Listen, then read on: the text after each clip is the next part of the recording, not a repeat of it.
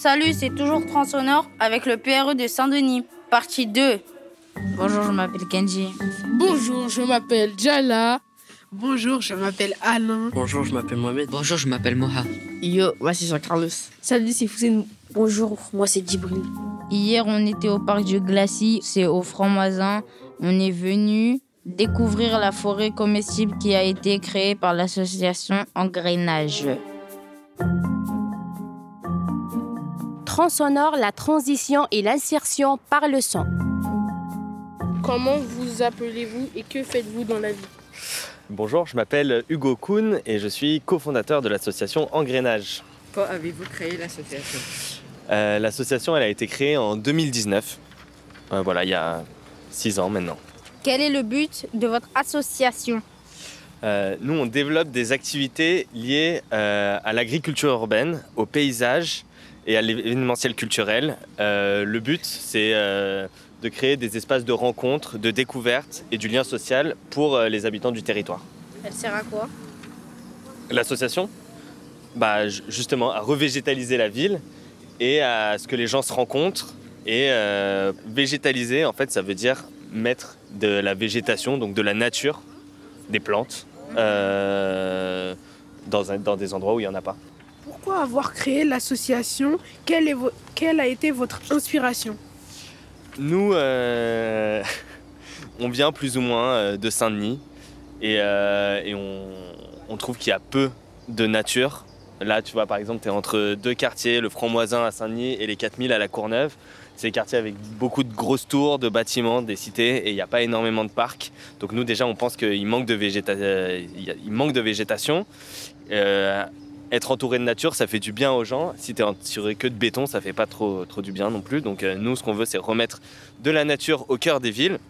Et on trouve que c'est aussi un bon moyen, quand tu jardines tous ensemble, que les gens se rencontrent, se parlent. En fait, tu fais une activité beaucoup plus lente.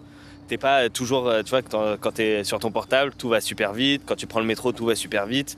Nous, on se calme, on fait toujours la même action répétitive, ça fait du bien, on met les mains dans la terre et c'est un climat propice pour la discussion et ce qu'on appelle le lien social. Pourquoi avoir appelé votre association Engrenage? Alors, Engrenage, nous, c'est un petit jeu de mots avec l'expression, c'est pas vraiment un verbe, s'engrainer. En fait, ce qu'on aimerait bien, c'est que les gens viennent un peu dans l'association et que ça fasse un peu un effet boule de neige. Donc bâtir un peu une communauté qui s'agrandit de jour en jour. Et il y a aussi un jeu de mots avec graines, parce qu'on plante des graines et on remet de la nature en ville, comme je disais. Et pourquoi vous faites ce travail? Je fais ce travail parce que je pense que c'est quelque chose d'utile pour la société. Je pense que ça fait du bien et à la ville et aux gens qui viennent jardiner avec nous. Donc je trouve ça important. Personnellement aussi, c'est gratifiant. Et je fais ce travail aussi pour ne pas faire toujours la même chose. En fait, je suis pas, tu vois, tous les jours derrière un bureau. Je suis plusieurs fois par semaine dans un jardin, à l'extérieur, en contact avec la nature. Donc ça fait du bien. Et qui peut venir à vos ateliers? Tout le monde. Tout le monde peut venir à nos ateliers. Tout le monde est le bienvenu. On peut accueillir des classes d'élèves de votre âge, d'élèves un peu plus grands, des élèves un peu plus petits, et puis aussi toutes les familles, en fait, les adultes qui veulent venir jardiner. En fait, nous, notre principe, c'est que tous les gens qui viennent jardiner avec nous repartent avec les récoltes gratuitement. Du coup, ça veut dire qu'en été, tu peux repartir avec un petit panier de légumes et de tomates ou de courgettes gratuits. Est-ce que le parc vous appartient? Est-ce que c'est le seul parc dont vous vous occupez?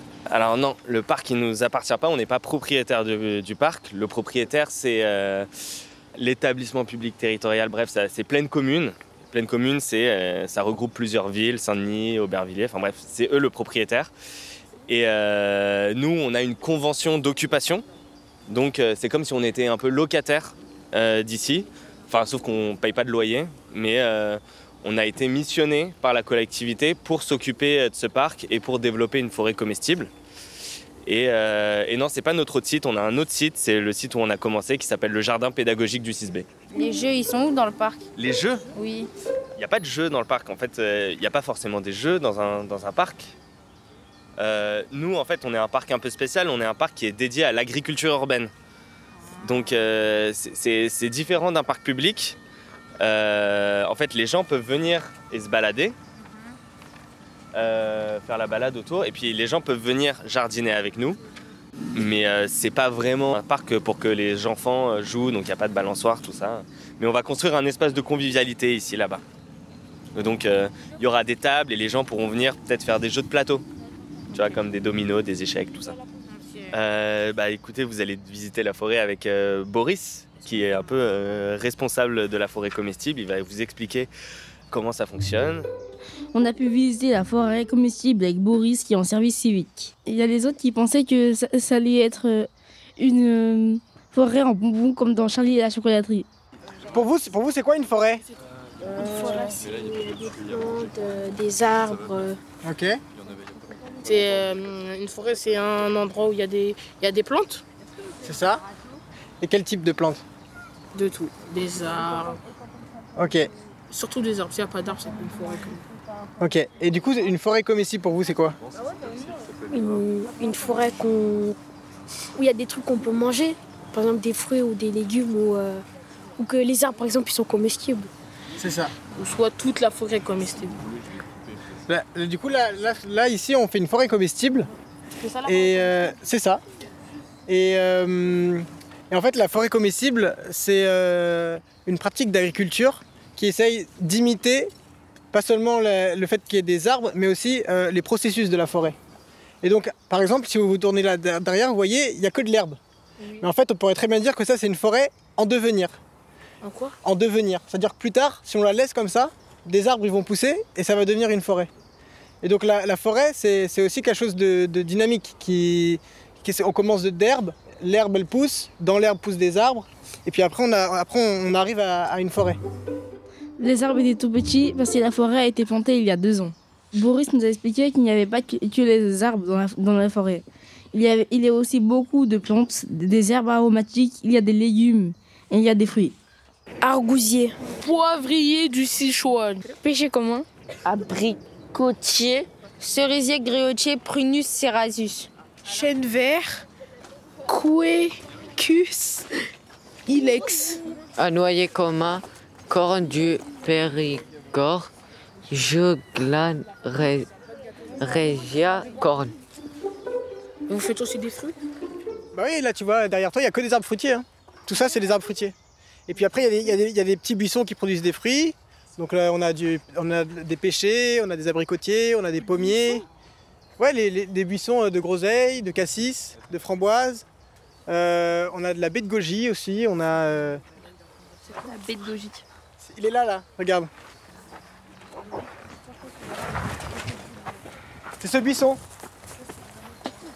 Et il fait quoi comme fruit? Il fait des petites baies rouges qui sont acidulées et qui sont très riches en vitamine C. Du coup, c'est super bon pour la santé. Et est-ce que c'est vous qui créez les graines ou vous savez comment les faire? Alors, ça c'est une bonne question. Il y a des graines qu'on achète, il y a des plantes qu'on achète, mais le but après c'est effectivement de les remultiplier sur place. Et donc par exemple, on n'utilise pas seulement les graines pour multiplier les plantes, on peut faire des boutures, c'est-à-dire on va couper un bout de branche, et ça marche que pour certaines plantes, et quand on le remet dans la terre, elle va refaire des racines et nous faire une nouvelle plante. On peut aussi diviser des plantes, par exemple l'artichaut il pousse, et puis il y a plein de bébés qui poussent autour, et avec une pelle on va pouvoir les séparer, et du coup avoir plusieurs artichauts. Du coup le but c'est aussi d'essayer de multiplier les plantes comestibles qu'on a sur place, pour que au fur et à mesure elles remplacent l'herbe. Parce que là vous voyez il y a beaucoup d'herbe, mais le but c'est de transformer cet endroit-là pour qu'il y ait moins d'herbe qu'on ne peut pas manger vers des plantes qui sont comestibles. Vous utilisez la nature du coup pour remplir la place de l'herbe, donc vous ne coupez pas? C'est ça. En fait, on va en couper certaines. Mais ce que tu as dit, c'est très pertinent, c'est qu'on va utiliser la nature pour faire encore plus de nature, on va dire. C'est-à-dire qu'on va essayer que cet écosystème, on va travailler dedans, mais en essayant de favoriser son autonomie. Donc on va couper certaines plantes pour les remettre au sol et que ça se décompose et que ça enrichisse le sol. On va essayer de multiplier certaines plantes pour en avoir plus et avoir plus à manger ou alors plus de nourriture pour le sol, c'est-à-dire de feuilles qu'on va couper pour remettre sur le sol. C'est ça le concept de la forêt-jardin, c'est d'utiliser les dynamiques et les processus qu'il y a dans la forêt pour produire de l'alimentation.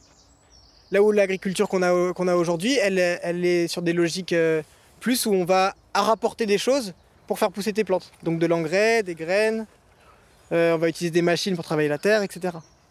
Est-ce que vous utilisez des pesticides? Alors du coup, les pesticides, non, on n'utilise pas ici. Et à la place des pesticides, parce qu'en fait, il y a quand même des bêtes qui peuvent venir attaquer, le but c'est d'essayer de reconstruire un écosystème qui fonctionne, qui soit sain. Donc quand je vous parlais par exemple des lézards, des araignées, etc., et ben en fait, ça va être plein d'organismes qui vont travailler à notre place et qui vont permettre de faire en sorte qu'il n'y ait pas besoin de pesticides. Que faites-vous de vos récoltes? On en fait plusieurs choses. Déjà, la première chose, c'est que ici, on ne cultive pas que tout seul. On cultive avec des gens qui viennent nous aider. Donc, c'est beaucoup des gens du quartier. Et donc, à la fin du travail qu'on fait ici, on partage les récoltes avec tout le monde.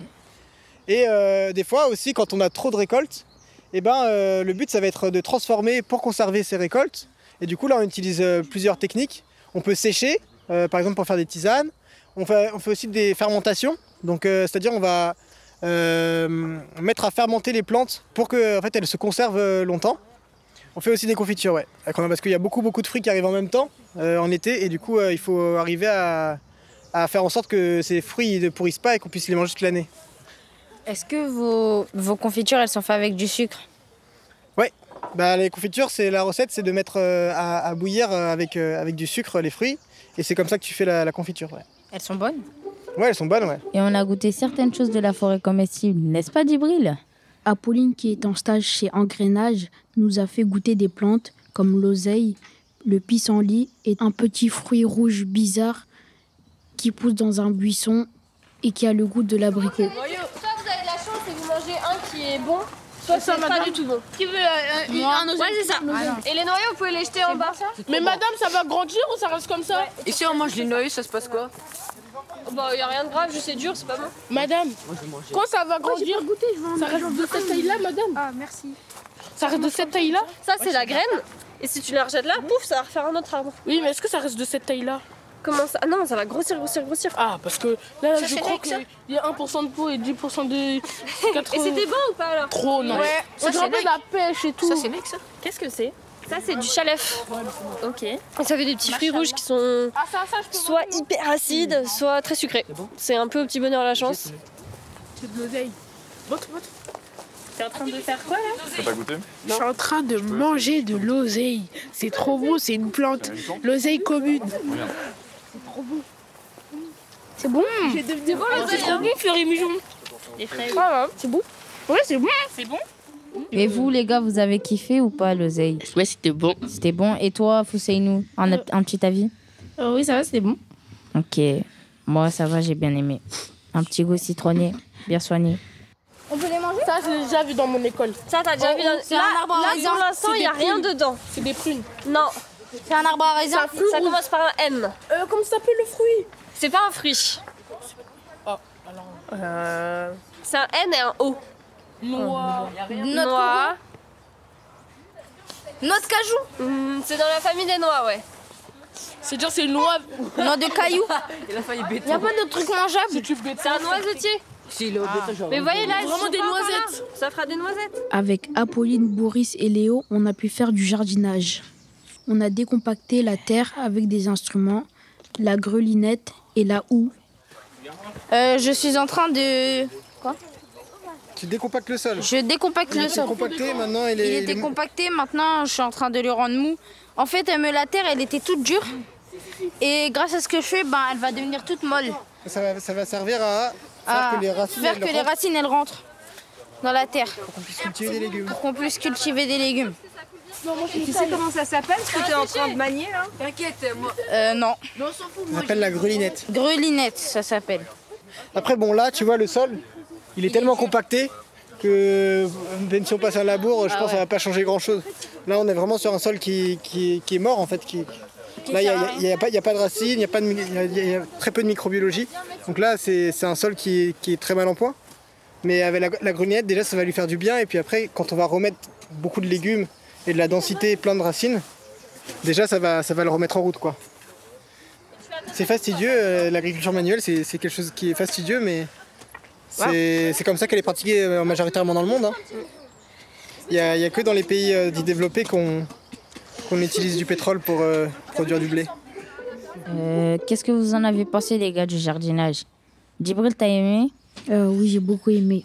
Jean-Carlos? C'était bien, mais salissant. C'est la première fois que vous avez fait ça dans votre vie? Non. Et les autres choses, vous avez aimé? Les autres choses du jardinage? Le truc, on devait tracer un peu la terre. Oui. Oui. Ça vous a plu? Oui. Oui. Ok. Regarde. Le but, c'est de planter droit. Donc là, tu vois, tu la mets comme ça au début. Et en fait, ça sert à rien d'y aller trop fort, tu vois, on y va petit à petit. Une fois, on enfonce, et une fois, on recule en faisant un pas. On revient, sans la retirer, pour être encore dans le même trou de la dent, et on recule. Jusqu'à que cette barre, elle touche le sol. Et tu vois, là, si tu le fais ici, ça rentre pas. Mais en fait, petit à petit, ça rentre de plus en plus, tu vois. Essaye de la mettre bien droite, comme ça, au début, quand tu la plantes. On a décompacté la terre avec la grenouillette. C'est comme un râteau, sauf qu'il faut le mettre droit et l'enfoncer sur la terre, pousser avec son pied et on le baisse vers le bas jusqu'à ça rentre bien dans la profondeur. T'as trouvé que c'était dur de l'enfoncer dans la terre ou ça va? C'était pas dur, mais ça prenait du temps. Après, on va arroser là où il tape, là. Arrose-moi déjà, j'ai envie de boire. Tu peux décaler, s'il te plaît? Ah, il va faire ici. Attends, je vais ramener de l'oseille. Je vais leur montrer les filles. Moi aussi, je vais en ramener. Tu peux me ramener de l'oseille pour moi, s'il te plaît? Vas-y. Après le jardinage, on a parlé à Cécilia, c'est une bénévole retraitée. À la place de regarder la télé, elle préfère jardiner et avant d'être retraitée, elle était infirmière. Je m'appelle Cécilia. Je vais être avec les jeunes. On va labourer, de retourner la terre pour pouvoir planter parce qu'on a plein de semis. Donc il faut qu'on fasse des planches pour pouvoir les semer. Que pensez-vous de cet endroit? C'est beau. C'est très beau. Moi j'aime bien. Aussi bien ici que le 6B. Et là, pour éviter d'être à la maison tout le temps devant la télé qui nous disent quoi? De mauvaises nouvelles. Pas tout le temps, mais le plus souvent, n'est-ce pas? Vous êtes d'accord avec moi? Donc je préfère venir en pleine nature travailler la terre. Ah, pourquoi êtes-vous bénévole? Mais c'est pour m'occuper. C'est bien d'être bénévole. C'est pas toujours qu'on travaille pour se faire payer. Parfois, il faut donner de soi. Ça fait partie des valeurs humaines, n'est-ce pas? Voilà. Ouais, c'est vrai que le temps que ça fasse comme un vrai sol de forêt, ça demande un peu de temps et de plantation. Parce que normalement, c'est aussi même les feuilles des arbres en tombant qui font que le sol est nourri et de bonne qualité. Ça, là, c'est bon. Moi, j'ai pas tout. Au début, regardez-vous, pareil quand tu croques. Quand tu croques, c'est un petit goût acide et tout. Ouais. Et c'est vraiment un vrai fruit. C'est vraiment un lapin. C'est un lapin. Du coup, ils voulaient qu'on plante de la console autour des planches. Et du coup, notre bilan de la forêt comestible, on a été un peu déçus quand on a vu que la forêt était petite, mais c'est parce qu'elle est encore jeune.